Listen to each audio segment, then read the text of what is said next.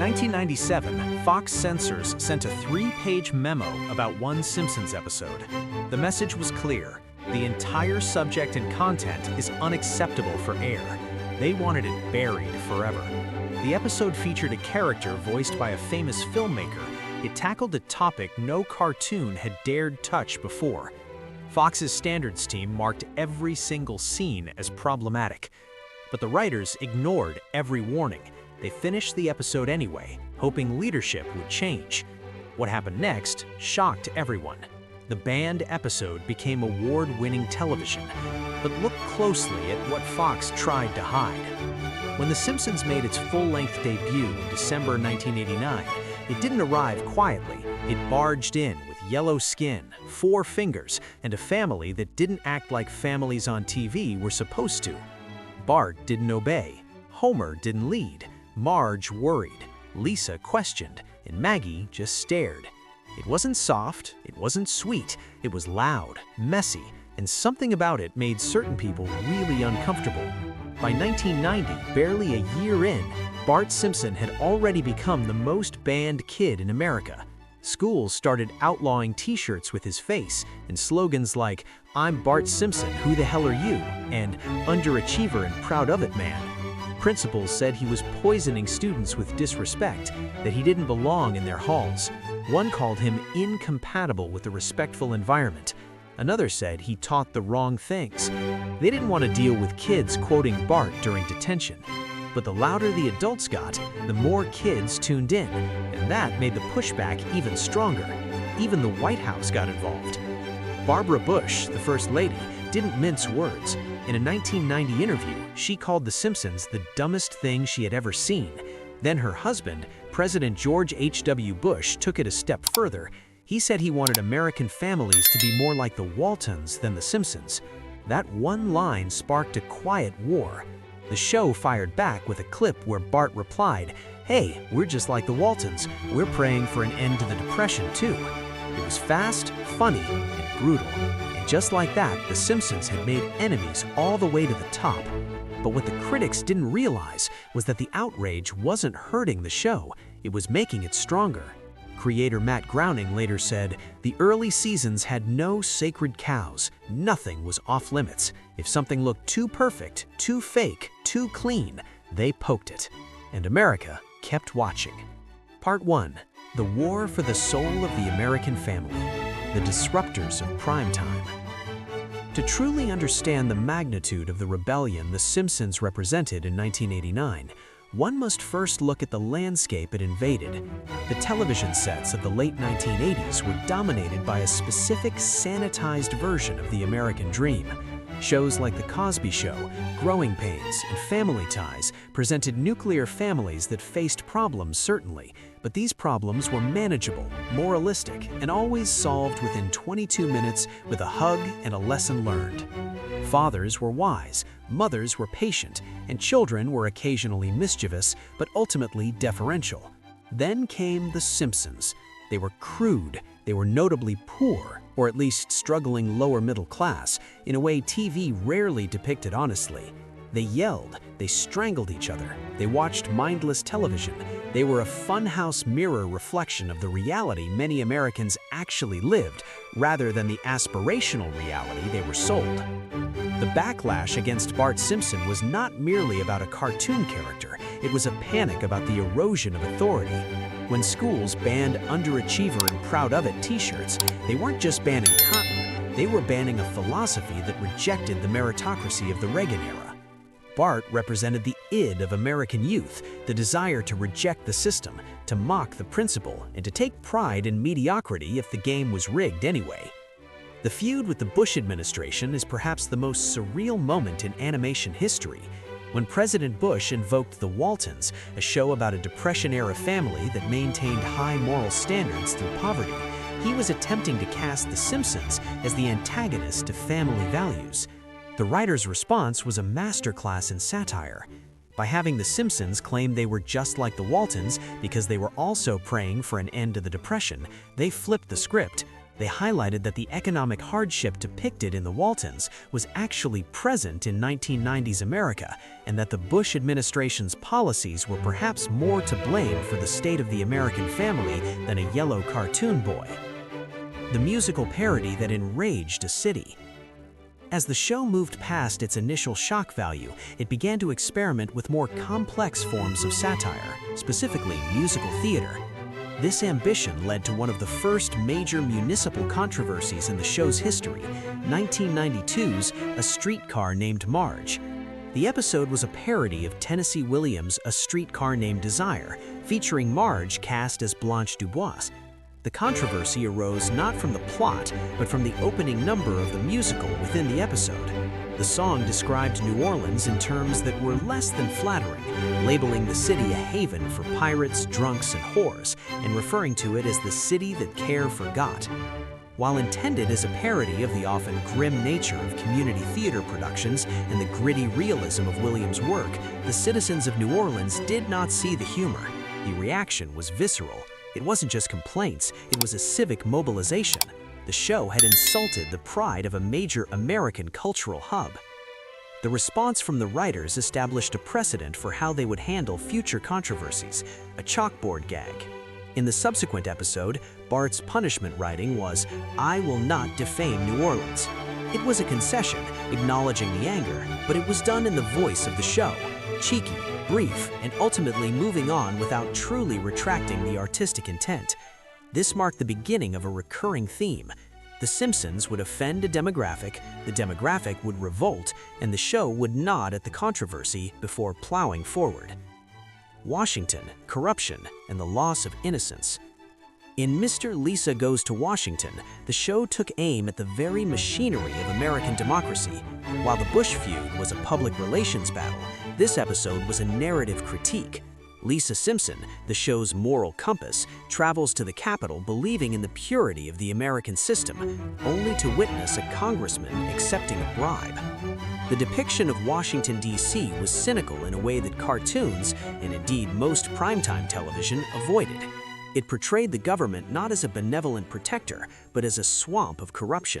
While this caused grumbling among political classes, it resonated deeply with an electorate that was becoming increasingly disillusioned with politics. The show was transitioning from a bad boy disruptor to a sharp political satirist. Part 2. The Sexual Politics of Springfield. The Battle for Homer's Phobia. If the early 90s were about defining the family, 1997 became the battleground for defining tolerance. Homer's Phobia stands as a watershed moment not just for The Simpsons, but for television censorship history.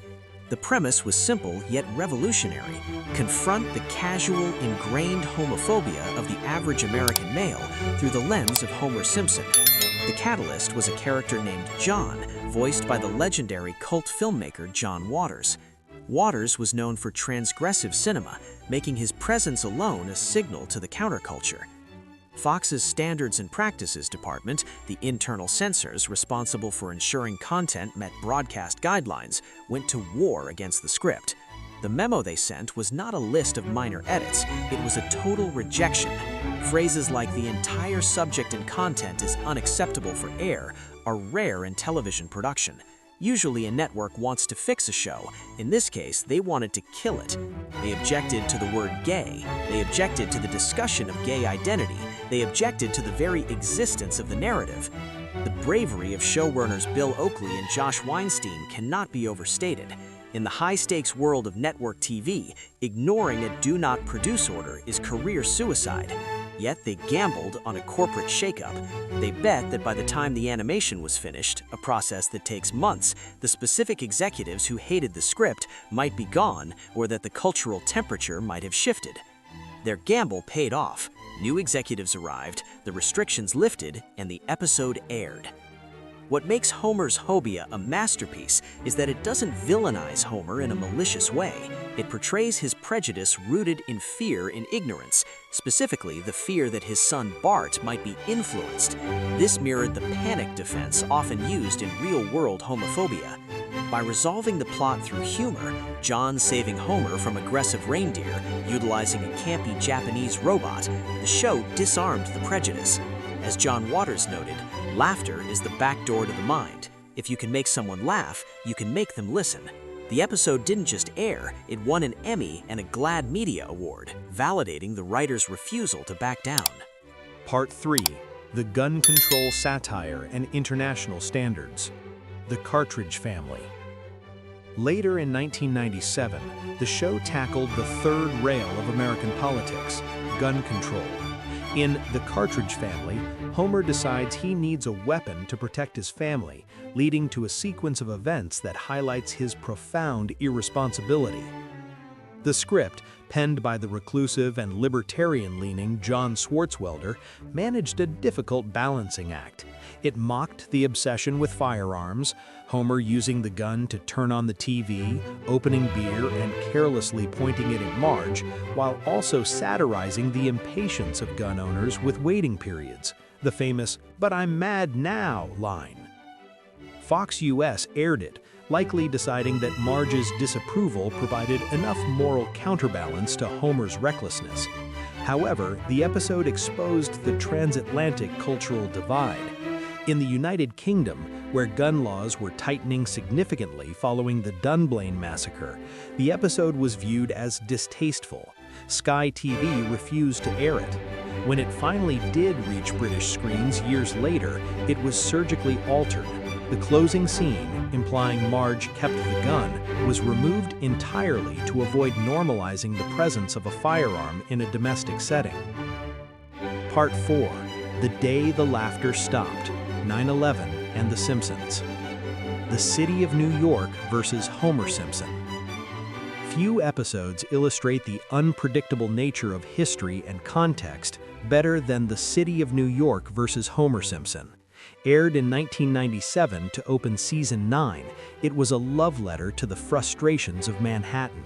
It featured the World Trade Center prominently, not as a symbol of tragedy, but as a setting for a mundane annoyance, a bathroom break. Homer's desperate race between the two towers, the jokes about the observation deck, and the sheer verticality of the setting were comedic gold. The episode won an Emmy. It was a fan favorite. Then came September 11, 2001. In the aftermath of the attacks, the cultural landscape of America froze. Irony died momentarily. The image of the Twin Towers, once a symbol of economic might or architectural grandeur, became instantly sacred and painful. Fox pulled the episode immediately. It vanished from syndication. For 5 years, the episode was a ghost. When it returned, it was a mutilated version of itself, with the tower segments excised. It wasn't until the rise of streaming services and a gradual cultural processing of the trauma that the episode was restored. The Accidental Prophet and the $9 Conspiracy. The banning of the episode led to intense scrutiny by fans, which birthed one of the internet's most enduring conspiracy theories. A visual gag in the episode features Lisa holding up a bus brochure. The price is $9. Behind the number 9 are the Twin Towers, standing parallel to create the number 11. To the conspiratorial mind, this was predictive programming, a signal that the show knew what was coming. To the writers, it was a coincidence of graphic design. $9 was chosen because it was a comically low fare. The towers were chosen because they were the tallest buildings to create a silhouette. The collision of these design choices created an image that, in retrospect, is chilling, but ultimately accidental. The Day of the Jackanapes.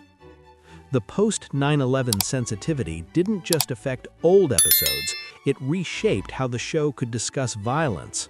In early 2001, The Day of the Jackanapes aired, featuring a plot where Krusty the Clown is targeted by a brainwashed Bart rigged with explosives, essentially a suicide bomber.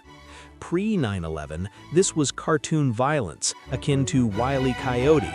Post 9/11, the imagery of suicide bombings became viscerally terrifying to the Western world.